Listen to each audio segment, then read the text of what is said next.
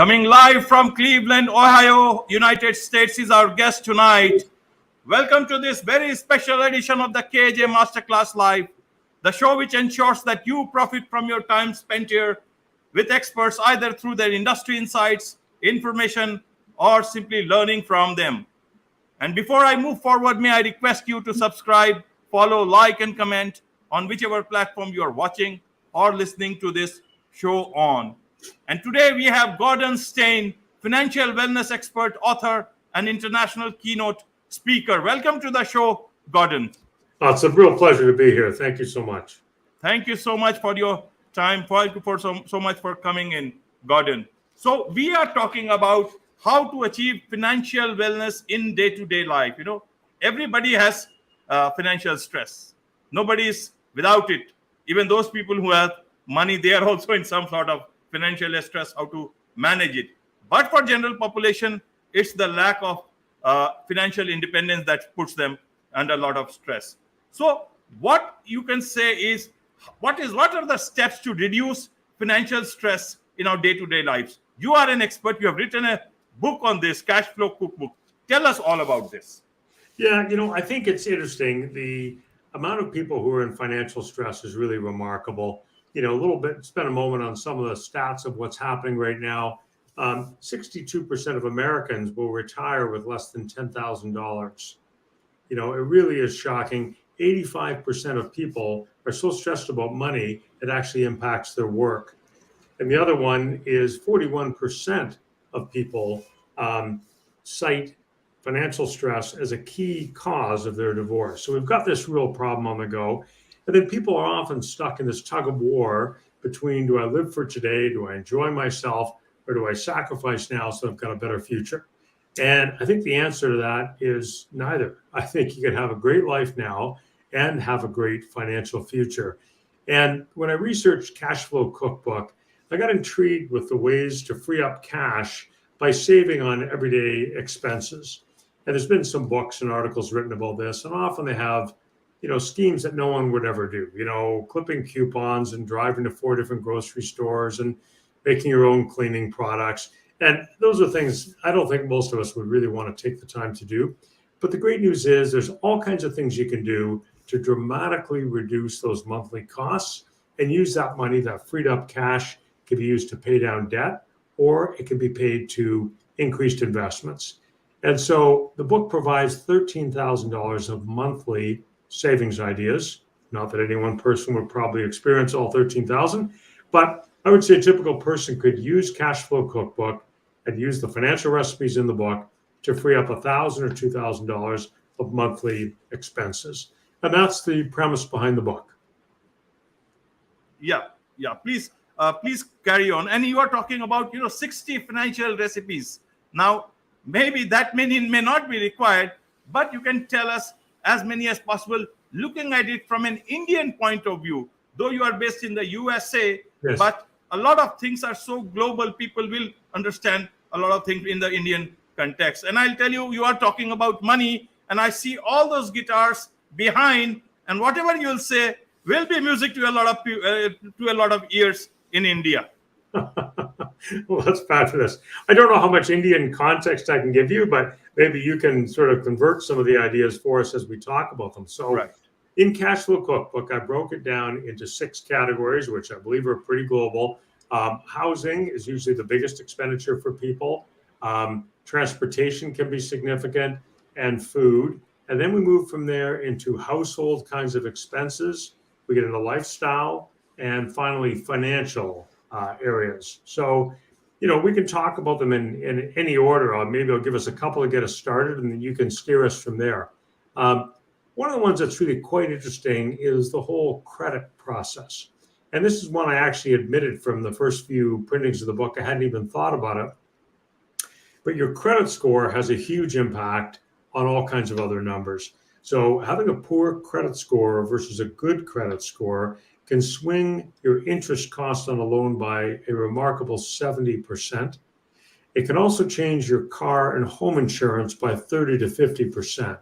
So we've got this situation where there is this credit score number most of us aren't aware of what our credit score is, but it's kind of stealthy because it can change the cost of lots of things. So somebody might be paying 30, 40, 50, 60% more on, let's say, a car loan or a mortgage and not have any idea where their rate came from.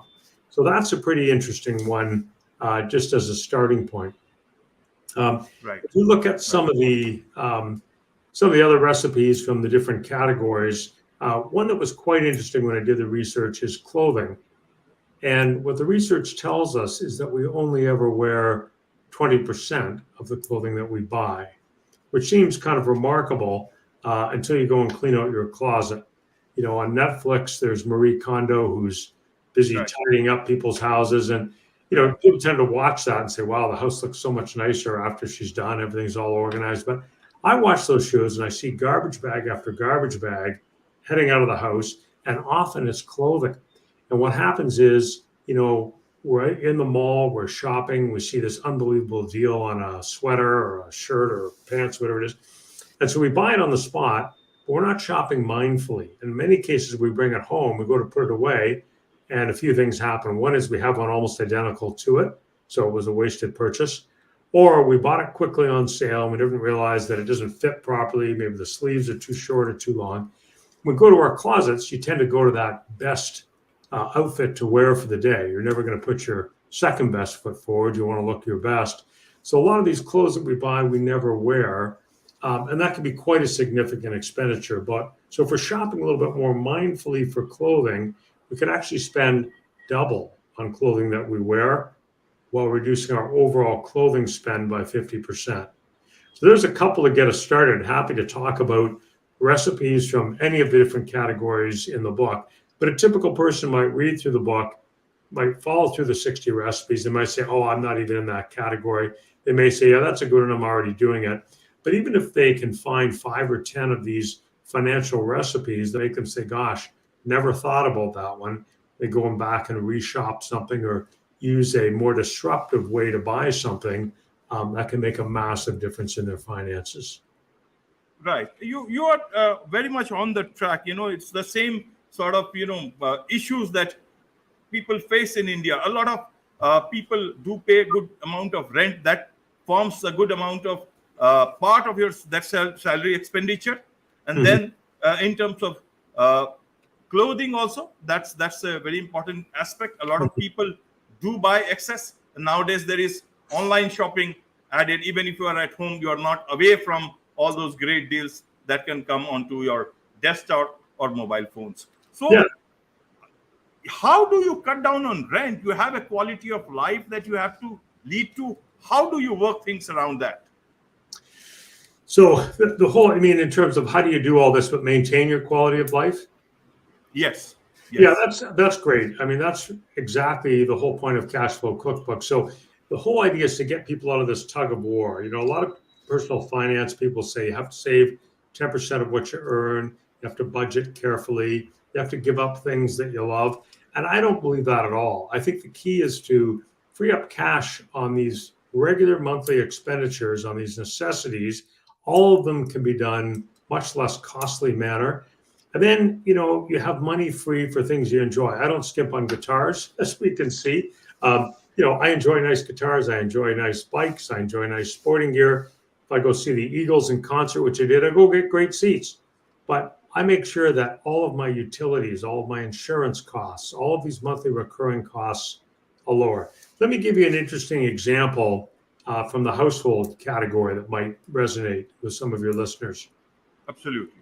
So I was at my doctor, and it turns out I've got a bit of a cholesterol issue, so I need to take these statin pills, which are very popular around the world to lower cholesterol. So, most people, they don't think about it. They get a prescription from the doctor. They walk into the doctor's office, into the pharmacy they go, and their focus is on getting this prescription filled. So that's exactly what I did. I waited in the pharmacy to get the prescription filled and got the prescription. I said, well, how much is that? She said, it's $107. I said, well, how long is that for? That's a month. Well, I need to take these pills for the rest of my life. So, no one's going bankrupt on $107 a month, but that's significant. And I said, gee, that's a little bit pricey. And she said, why don't you get one of our drug cards? I said, well, how's that work? She said, well, if you get the card, then the pills are only $63 a month. boy, that's a 40% savings. I said, well, that's pretty good. How much is the card? $20 a year. So I'm going to save $500 a year for a $20 a year card. That's the easiest thing ever. And how long was the conversation? About 2 minutes. So I was quite pleased with myself. I told my brother-in-law here in Ohio the story, and he said, no, you want to go to one of the online pharmacies. So he gave me the name of the one he uses. I looked up my pills. You can look at your exact medication there, $13 a month. So I went from 107 to 63 to 13. And I thought maybe I'll check out a couple of these other discount direct pharmacies. And sure enough, I found a place. I get the pills for $7 a month, name brand pills, delivered right to my door. I don't even have to go to the pharmacy. So, how long did that take to save $100 a month? And we all have dozens of these things that we can do. And the key is there's no yelling, there's no haggling, there's no screaming. These are simple changes everyone can make. Sometimes it's about conserving something in the case of electric bills or natural gas bills, those kinds of things. Sometimes it's about shopping around, things like car insurance, home insurance, life insurance. And sometimes it's about some innovative ways to save money through disruptive new companies that have come up, just like that drug example I gave you. But everybody can free up, depending on their income and where they're at in their age and stage. Most people can free up $1,000 a month by following Cash Flow Cookbook. Minimal effort, maybe takes you 10 hours. Right. So, which is the most important number that you talk about that one should keep in mind, one should track all the time? Yeah, it's interesting. I studied this quite a bit. A lot of people will set a monthly budget. And they'll track their budget and they'll allocate, their income. They'll say, okay, look, I can afford to have a car loan of $300, $700, whatever the numbers might be. It's different for everyone's income, but the principles stay the same. So a lot of people will track a monthly budget. But my concern is you can track this monthly budget and you can track it month after month after month, but there's no guarantee that you're going to retire with significant wealth. Because maybe those numbers were wrong in the budget. Maybe you're already living beyond your means. And another example is, let's say you're allocated, for argument's sake, $500 a month for your car payments. Now, if you go to a car dealer and they say, what's your budget? You say $500. They might put you into a 96-month loan, right? So you're buying a vehicle that's way beyond your means. You're going to spend way too much on interest cost. And, that capital could have gone to paying down other debt, or could have gone to investing and building some wealth. So I think a better number to track is what I call your wealth number, which is really just the difference of what you own, which might be housing and cars and other assets, retirement funds, what have you, minus what you owe, mortgages, car loans, whatever, and that's your wealth. And that, I think, is a much more important number. And I like people to take a look at that every month. Go into your statements. What's your house worth now? What's your car's worth? What, the loans and everything else. And you start to focus on that number and you start to develop an interest in growing that number. And when you do, I think you look at everything different. Because if now you're going to go get a new vehicle, you're not saying I've got to fit into this $500 monthly. You're taking a broader picture perspective. You're saying, hey, what's the vehicle that'll do what I need it to do, be an enjoyable vehicle, but now I want to optimize my wealth, not my monthly payments. So now I'm interested in the total interest cost of the loan much more than the monthly payments. So this idea of tracking wealth, I think, is really key. Okay. Now let's step a bit backward. What you talked about, and the figures are so revealing. 64% of Americans retire with less than $10,000. Means that's a abysmal figure to have when you retire. You should have much more than that. And 64% of people are living with that. How do they live with that? So I'm sure that would lead to a lot of stress to anybody. Yeah. Now, as I said, let's go a bit backward.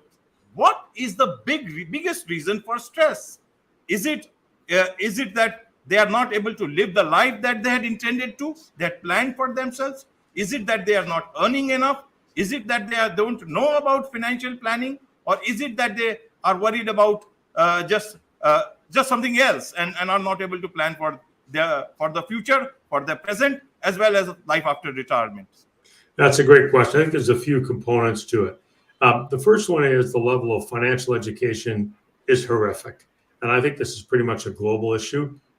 It tends not to be taught in high school or elementary school, definitely not taught in colleges. And some workplaces provide some assistance, but often it's someone who's trying to sell, a financial plan or a financial product. So first problem is education. People really don't understand financial wellness and how to get there. Second problem is there's this relentless push from people selling products and services. And you see it, that they're doing functional MRI studies to understand how we buy. The wording of ads is drawing us in, the images, the videos, the celebrities, wearing the clothes or the shoes or the electronics or whatever it may be. So consumers have had no toolkit to push back against this or to understand it. So we're drawn in. And now you see more and more kind of microfinancing. You can buy something that's really quite low cost and you can buy it over time, which makes everything more, I hate the term, but affordable. So people are buying more and more, they're living more and more beyond their means. So that's a big issue. We've got inflation starting to spike around the world. So people are having a hard time making ends meet. And you're seeing fewer organizations with, long-term defined benefit pension plans. So the consumer's increasingly left on his own. And in this kind of an environment, long-term government programs, Social Security kinds of programs are just not adequate. So all of these forces are combining to get people to a point where they just don't have enough money. And that absolutely leads to stress because they feel like they're being pressed. Obviously, they need food, they need housing, they need transportation, and yet the funds aren't there. And I think the key thing is this happens at all income levels. You see people earning $50,000 in the US or earning $500,000. Neither one are saving enough right across the board. So, see, life is not going to change from the other side. And the audience from this side, or the target audience, you can say, the customers, they would continue to lead the life that they are leading. And sellers, marketers, companies, personal finance companies, anybody who has anything to sell or to loan will continue to find new innovative ways that will make it almost absolutely necessary for you to survive. Now, how does an individual live in this sort of a financial matrix and try to come out, cut out all the clutter, and live almost like a monk, but without losing out on any of the quality of life? How does one do that? Yeah. How is your book enough, or is it just a part of that process? Means it's a mind-boggling question for anybody who is as simpleton as me. It's a great question. So I think the first thing is there's a change of mindset that's necessary, and there's a need to change habits. And I think that's why I go back to this business of tracking your wealth number, because there's so much gamification out there. We have this need, we want things, and there's a big dopamine boost when we buy something we're excited about and so on. I think if we can shift that over, because often what happens is, you're excited about something, you feel the strong need, you've got to get the new iPhone or, whatever it is, the object of your desire. And there's so much excitement to get the product that most people will get it, and that big rush wears off. And then the credit card bill comes a month later. And then now they're below where they started from a mood perspective. So I think switching that whole gamification from, getting satisfaction from buying something, switch that to building satisfaction from building wealth. And when you have wealth, it means you have options. And it means you could go build a school in Nepal. You could take a year off. You could retire early. You could go do work that's more interesting to you. And if you picture that from a higher plane perspective, that's a lot more exciting than getting a new sweater or the new phone or whatever it is. You start to change your perspective on things. The other thing that I think is important is, as we talk about in Cash Flow Cookbook, to look at all of these recurring monthly expenditures. So there's car insurance, home insurance, life insurance, there's transportation related, there's house taxes, there's mortgage payments, there's car payments, there's all of these things that are going every month. All of those bills can be lowered. It's easy to do, doesn't take a lot of time. In Cash Flow Cookbook, I lay out how to lower each and every one of these kind of ongoing monthly expenditures. And when you do that, you're going to free up some cash. But the key is, as soon as you free up that cash, You want to put it to good purpose. You want to instantly increase your mortgage payment if that's your big issue. Certainly you want to pay off credit cards. And if debt isn't your issue, then right away you want to get those funds to a qualified financial advisor and use that money to build your wealth. And if you do that, then your money starts to come under control. And if there's something that's important, a long-term investment or something that you really enjoy, my case, my guitars, then you go ahead and you have that indulgence. So Yes. even on those discretionary kinds of things, there's always a better way to buy something. And in fact, use these guitars as an example. So, I have way more guitars than my playing ability would suggest.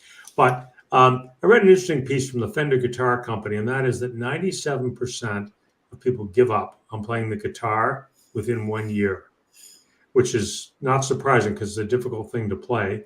But what does that mean? That means I'm one of them. I make up that 90, that percentage. What it means is there's a ton of great used guitars out there. So, all of these guitars, I paid less than 50% of retail by buying them online, great condition used. People may have played them 5 or 10 times. And so, I bought everything that you see on the wall behind me at about a 60% discount. So, it's not about being cheap. It's not about, spending hours looking for things. I just set up an alert on some of the online marketplaces to get exactly the guitars I want. And away we go.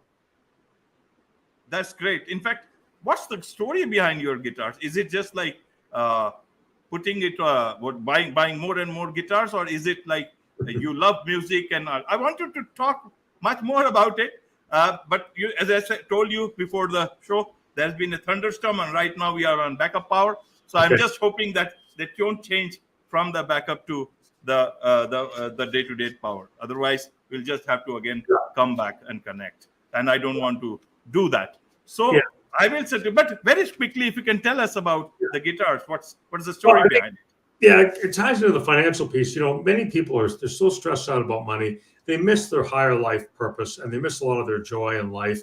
For me, I love music, and it's great to listen to music. It's even more fun and more satisfying to learn to be able to play an instrument. And so many people say, "Oh, I'm so jealous of you. You've got these musical skills." I don't. I just work really hard over a long period of time. It's something that anyone can do, and a fabulous hobby. And typically, it's really it's also cost effective. Once you own the instrument, and you've got hours of entertainment there. I encourage everybody to take up an instrument. There's all kinds of online learning available. And I love the guitars themselves. I love the way they feel. I love the sounds they make. It's just a really terrific source of enjoyment for me. Great. I will certainly interview you again, Gordon, and also talk more about those guitars and the type of music you love. At the moment, as I said, it's the thunderstorm that forces me to rush up a bit because I don't want to lose out on that, this break, give a break to this conversation. Very quickly, if you can tell us, even at the cost of repeating yourself, no problem, what 3 changes that, my audience can immediately, or globally also, because this show is a global show, it goes to many countries, they can make today to build wealth for them. Yeah, I would say, some quick 3 changes. I would list out all of the bills, all of those monthly bills that people pay. All of them can be reduced, and start and pick one. And, if it's, for example, car insurance or home insurance, you can compare that quickly online. You can go through an independent broker who has access to a lot of them. Pick any of those bills, and I lay out a cash flow cookbook, how to reduce it. Start by reducing one bill, and then immediately put that money to good use. So if you're going to free up $100 in whatever country you're in, the currency, free up $100 a month, and right away you can put that to good use and give that to a financial advisor, increase your monthly contributions, or pay down a credit card. So the steps are really, I call it broil a bill, cash flow cookbook. Right. So we're going to broil a bill, and then I call it savor the savings. Put those savings to some sort of good use. And the third one I would say to people, start tracking your wealth. And sometimes people say, well, I did what you said, what I own minus what I owe. I had a negative number. That's okay. Sometimes students, they've got student loans. You would want to get out of the negative numbers into the positive numbers. then what happens is your money is working for you. The money is pulling you forward rather than dragging you backwards. There's 3 quick tips for you. Great. And where do you, this is my last question, where do you get the book? So the book is available on Amazon.com. Right now, there's a Canadian edition up there. The US edition will be up there within a week or 2. So watch for that on Amazon. It's available as a as a paperback and as a Kindle edition, so you can read it online. And it's going to be up on some more platforms shortly. I don't have an Indian edition, but I think most of the principles would apply. And if you want to give me some guidance, maybe I could build an Indian one.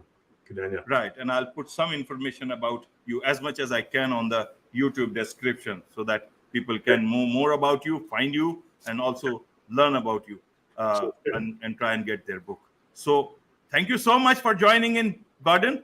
Yes. Thank you so much for your tips, and I'm sure people will sleep a bit easy after knowing these tips. And money, as I said, is music to almost everybody. With this, it's a wrap on this edition of the KJ Masterclass. Thank you very much for joining. Thank you. Pleasure.